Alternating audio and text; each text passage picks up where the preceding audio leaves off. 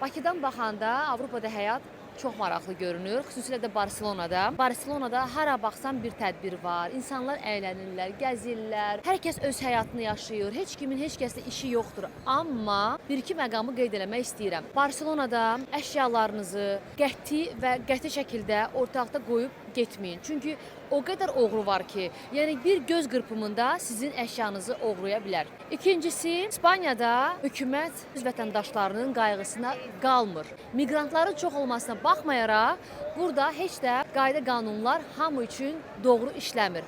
Üçüncüsü, ətrafda heç də hər şey və hər yer təhlükəsiz deyil. İşsizlik səviyyəsi çoxdur, əmək haqqı çox aşağıdır. İspaniyada yaşayanlar, Barselonalı olanlar buradakı həyatdan razı deyil. Əgər siz Avropaya köçmək istəyirsinizsə, mütləq gedəcəyiniz yeri əvvəlcədən yaxşı-yaxşı incələyin, axtarın, araşdırın.